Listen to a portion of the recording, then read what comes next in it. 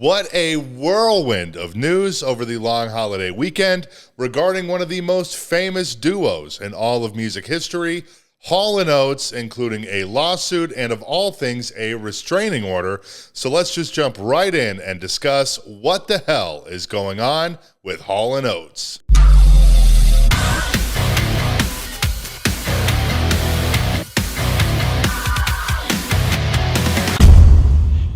While things might have always appeared to be pretty good for the most part for Hall and Oates, I don't know that I would say it's been consistently smooth over the last 5 decades within the H&O camp, or Ho camp, as I guess we could call it, with the hiatus, I think was in the 80s, these separate tours and solo albums, a most likely scrapped new album that was announced back in 2020. Don't think that's going to happen now, but otherwise, everything has been mostly stable throughout their legendary 50-year-plus career. That said, though, something definitely felt a little bit off in March of 2022 when Daryl Hall did an interview with the LA Times, spending a lot of time in the interview explaining that basically he didn't really like being constantly lumped in with John Oates, didn't necessarily like being called partners, always just, you can't have one without the other, like they were just one being. And then he was asked about the potential new Hall & Oates album, to which he replied, "Well, that's inappropriate to this conversation, but I have no idea. I don't have any plans to work with John. I mean, whatever. Time will tell." When the interviewer pointed out, though, that it had already been announced that a new record was coming, Hall continued, "That was before the pandemic. Perceptions changed, life changed, everything changed. I'm more interested in pursuing my own world, and so is John. That takes me back to what I was saying about duos. I had to say, and so is John. I couldn't just say what I think. I had to add what he thinks. That's the fucked up part of being a duo." Hall also appeared last year on Bill Maher's Club Random podcast, where again he expressed he was not too fond of being called partners with Oates, saying, "You think John Oates is my partner? He's my business partner. He's not my creative partner. John and I are brothers, but we are not creative brothers. We are business partners. We made records called Hall and Oates together, but we've always been very separate, and that's a really important thing for me." Now, last week, leading up to Thanksgiving, things came to a crashing halt when it was announced that earlier this month, on November 16th, the 77-year-old Daryl Hall had sued his lifelong collaborator and musical partner, whether he likes that term or not. It is a fact. John Oates, who is now 75 years old, as well as requesting a restraining order, which he was temporarily able to obtain. Oates is also not the only one that Hall has sued. He's also suing Oates' wife, Amy, as well as Oates' business manager, Richard Flynn. Initially last week when it was announced, the reason for the lawsuit and the temporary restraining order were rather unknown, other than the fact that it was classified as a contract lawsuit, as a judge had allowed the complaint to be filed under seal, which essentially means it's private. On Wednesday last week, though, Thanksgiving Eve, part of the records were unsealed by a judge in Tennessee, which revealed that Oates was attempting to sell his share of Hall & Oates, which hilariously is legally known as Whole Oates Enterprises, LLP.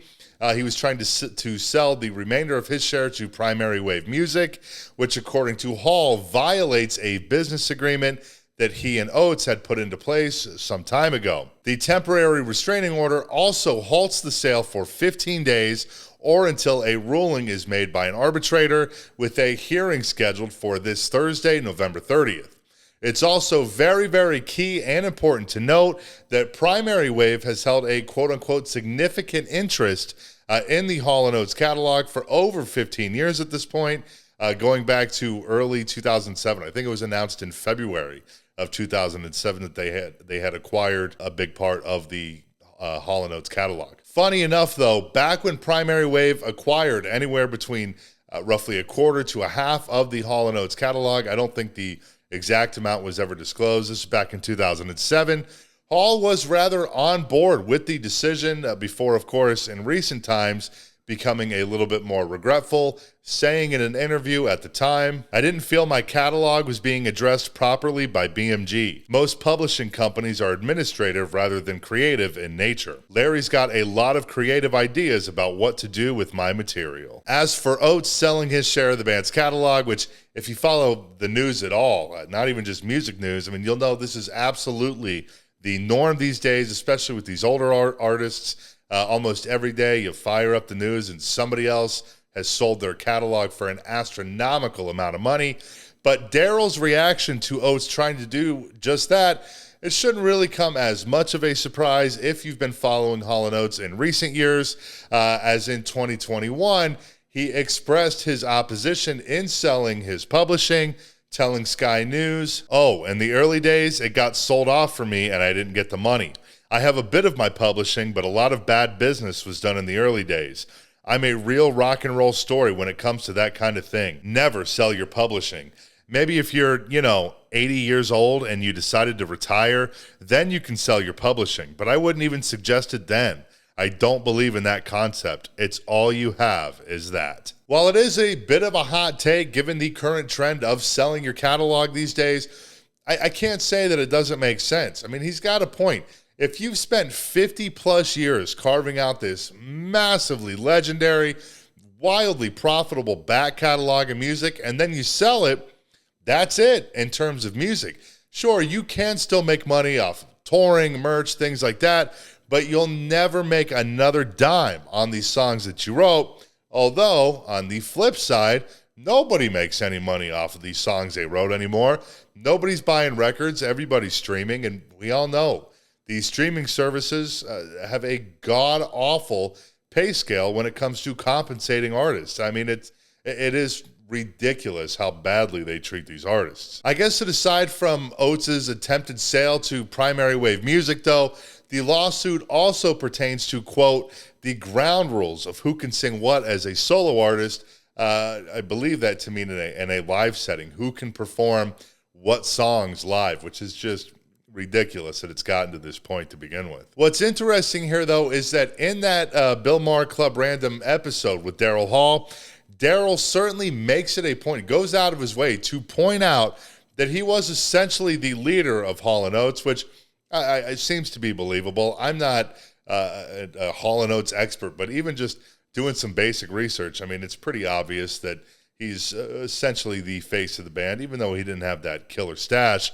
But, and also saying that he's basically the creative visionary, specifically referring to the song Kiss on My List, saying that he was the one who did all of the harmonies on that song. It was all him. With the lawsuit supposedly being in part about who can do what songs live, I did find it interesting that, at least according to Setlist FM, that is the one Hall & Oates song that John Oates does not perform live, Kiss on My List. Again, that's per Setlist FM.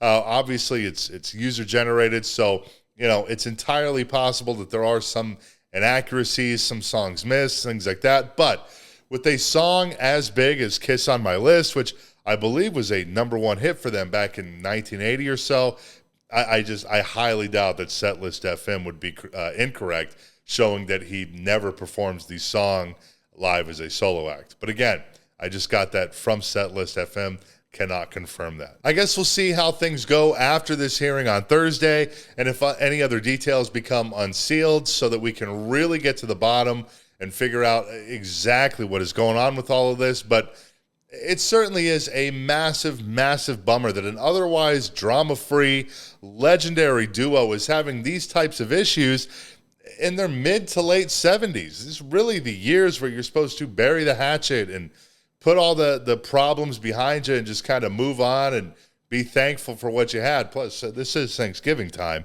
Not get caught up in legal scuffles, but that's exactly what's happening right now. We'll have to see what happens, how this whole thing plays out over the next few months. But these guys have been working together since like 1967, I think.